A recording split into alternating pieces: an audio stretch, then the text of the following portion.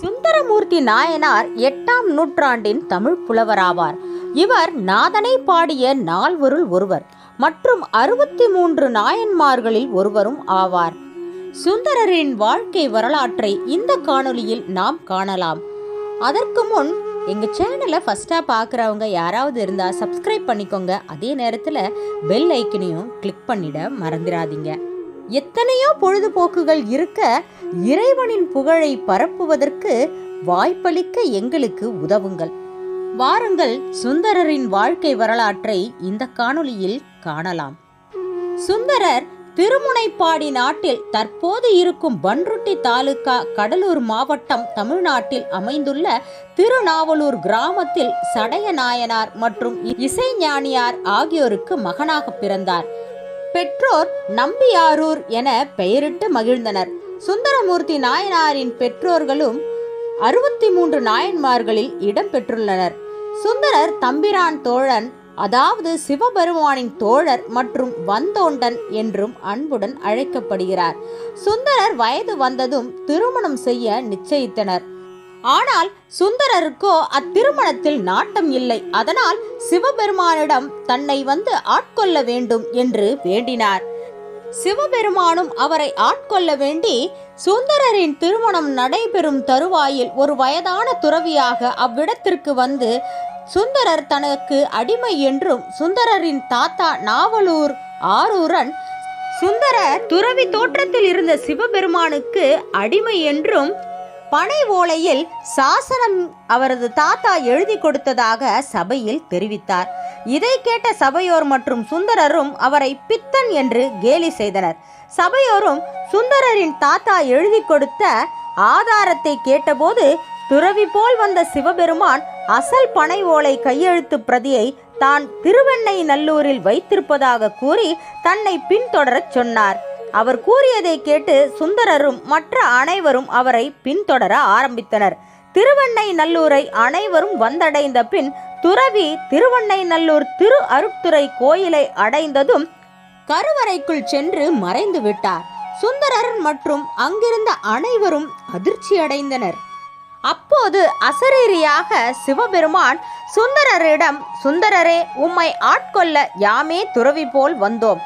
வந்தது நான் என்று தெரியாமல் என்னிடம் நீர் வாதம் புரிந்ததால் இன்று முதல் நீர் வந்தோண்டன் என்று அழைக்கப்படுவீர் மற்றும் எல்லாராலும் போற்றி புகழப்படுவீர் என்றும் கூறினார். சுந்தரர் சிவபெருமானிடம் வாதம் புரியும் போது பித்தன் என்று அழைத்ததால் சிவபெருமான் அவரை பித்தன் என்ற சொல்லில் தொடங்குமாறு ஒரு பாடலை இயற்றுமாறு இறைவன் அறிவுறுத்தினார். அதனால் சுந்தரர் சிவபெருமானை நோக்கி பித்தா பிறைசூடி என்று தொடங்கும் பாடலை பாடினார். சுந்தரருக்கு நடக்கவிருந்த திருமணத்தை தடுத்து நிறுத்தியதால் திருவெண்ணெய்நல்லூரில் உள்ள இறைவன் தடுத்தாட்கொண்ட நாதர் என்று அழைக்கப்படுகிறார். அதன் பிறகு சுந்தரர் பல இடங்களுக்கு சென்று சிவபெருமானை போற்றி பல பதிகங்களை பாடியுள்ளார். அவர் பல அற்புதங்களை நடத்தியுள்ளார். ஒரு சமயம் வைத்தீஸ்வரன் கோயிலுக்கு அருகில் இருந்த திருப்புங்கூர் நீண்ட காலமாக மழையின்றி வறண்டு கிடந்தது.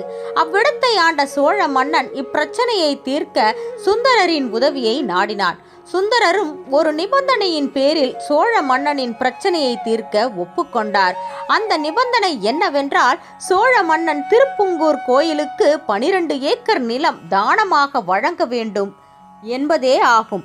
மன்னனும் சரி என்று ஒப்புக்கொண்டான். அதன் பிறகு சுந்தரர் மழை வேண்டி இறைவனை போற்றி துதித்து பாடினார். அப்பாடல் முடிந்தவுடன் இடைவிடாமல் மழை பொழிய தொடங்கியது. அதன் பிறகும் சில நாட்கள் மழை விடாமல் பெய்ததால் மறுபடியும் சோழ மன்னன் சுந்தரரின் உதவியை நாடினான். இப்போது சுந்தரர் மழையை நிறுத்துவதற்கு மேலும் 12 ஏக்கர் நிலம் கோயிலுக்கு தானமாக வழங்க வேண்டும் என்ற நிபந்தனையை கூறினார்.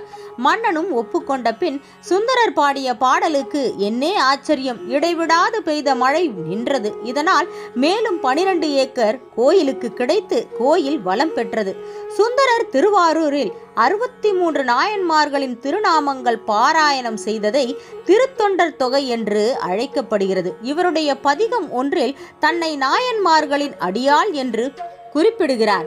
சுந்தரர் 84 கோவில்களுக்கு சென்று சுமார் 3800 பதிகங்களை பாடினார். ஆனால் துரதிருஷ்டவசமாக இன்று நம்மிடையே 100 பாடல்கள், அதாவது 1000 பாசுரங்கள் மட்டுமே உள்ளன.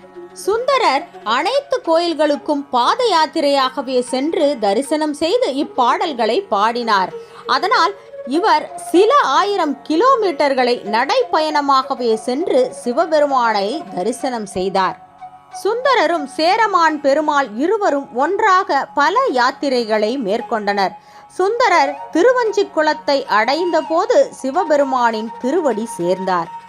இதுவே நாதனை போற்றிய நால்வருள் ஒருவரான சுந்தரமூர்த்தி நாயனாரின் வாழ்க்கை வரலாறு ஆகும். இந்த வீடியோ பிடிச்சிருந்தா லைக் பண்ணிட்டு உங்க ஃப்ரெண்ட்ஸ் அண்ட் ரிலேட்டிவ்ஸ்க்கு ஷேர் பண்ணுங்க. இந்த வீடியோவை குறித்து ஏதேனும் கருத்துக்கள் இருந்தா கமெண்ட் செக்ஷன்ல மென்ஷன் பண்ண மறந்துடாதீங்க. எங்க சேனலை ஃபர்ஸ்டா பார்க்குறவங்க சப்ஸ்கிரைப் பண்ணிட்டு பெல் ஐக்கனையும் கிளிக் பண்ண மறந்துடாதீங்க. அடுத்த ஒரு திவ்ய வரலாற்றுடன் உங்களை சந்திக்கிறேன். அதுவரை உங்களிடமிருந்து விடைபெறுகிறேன். நன்றி, வணக்கம்.